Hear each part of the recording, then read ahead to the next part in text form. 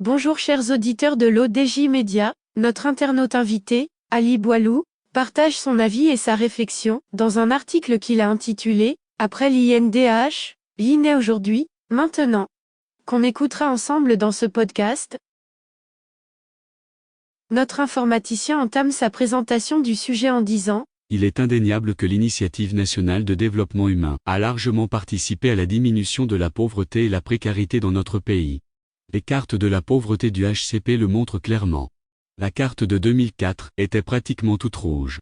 Celle de 2018, mise à jour en 2020, tend plutôt vers l'orange voire le vert. Le Maroc d'aujourd'hui enregistre un taux global de pauvreté relative de 12% et de 23% dans le milieu rural. Notre ingénieur approfondit sa réflexion de la manière suivante. Le tremblement de terre de la région d'El Haouz a bien montré que les personnes touchées sont relativement vulnérables. Malgré leur fragilité, elles sont foncièrement belles, dignes et patriotes. Elles n'ont pas grand-chose mais elles aiment leur pays et leur souverain. Et c'est cela qui a provoqué l'émoi et donné envie à tout le peuple marocain de les aider et d'apaiser leur détresse. Les activités génératrices de revenus dans les régions montagneuses sont le fruit du travail de coopératives. Dans la région sinistrée d'El Haouz, il en existe 803 comptant 14 000 adhérents. Ces coopératives assurent le minimum pour vivre décemment et éduquer les enfants afin que la précarité ne se régénère pas. C'est l'esprit primordial de l'INDH et celle-ci, INDH, est en phase de réussir le pari de la non-régénération de la pauvreté et la précarité.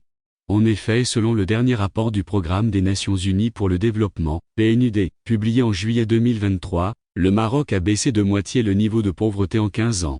Ce qui a été réalisé par l'INDH jusqu'à présent peut parfaitement être renforcé d'ici 2030, pour que l'on arrive à un taux de pauvreté relative de moins de 5%, pour être conforme au tout premier objectif de développement durable, ODD, instauré par l'ONU, à savoir l'éradication définitive de la pauvreté. Si l'État a pris à bras le corps la problématique de la pauvreté et la précarité dès 2005, le problème des incivilités gâche encore nos paysages et nos vies de manière générale. Nos jeunes et moins jeunes se laissent aller dans certains comportements dignes de l'époque médiévale où l'anarchie et la non-loi faisaient foi. Entre le non-respect du code de la route par les piétons, automobilistes et cyclomoteurs, le salissement devenu normal des rues et des plages, le non-respect des femmes dans la rue, pour faire court le non-respect de l'espace public accessible de manière équitable à toutes et à tous, il devient urgent que l'État s'attelle sérieusement à éradiquer ces infâmes comportements indignes du Maroc d'aujourd'hui et de 2030. Nul ne peut ignorer le dernier message du cabinet royal annonçant l'octroi au Maroc, à l'Espagne et au Portugal, l'honneur d'organiser la Coupe du monde de football de 2030. Après 2 tentatives, les efforts de développement du Maroc ont fini par payer. Il s'agit d'un développement socio-économique remarquable et remarqué depuis 1999, mais il s'agit surtout du développement d'infrastructures footballistiques de niveau mondial et de performances exceptionnelles dont celle de la Coupe du monde de 2022 au Qatar. Notre internaute, Ali Boilou, enrichit son discours de la manière suivante. Pour être à la hauteur de l'événement planétaire, il faudra recevoir au Maroc, en plus des touristes habituels, plus d'1 million de supporters. Il faudra garantir des fan zones pour près de 2 millions de fans et il faudra assurer le transport, l'hébergement et la restauration de toutes ces populations dans les meilleures conditions. Mieux encore, il faudra que les jeunes et moins jeunes au Maroc cohabitent avec ces fans venant des 4 coins de la planète. Cette cohabitation ne peut se faire sans une prise de conscience par nos concitoyens marocains des règles élémentaires de bonne conduite et du respect des codes qui régissent une vie communautaire telle que celle régnant pendant une Coupe du monde. En gros, les incivilités que nous provoquons, subissons dans nos vies et nos espaces publics actuellement doivent disparaître à jamais.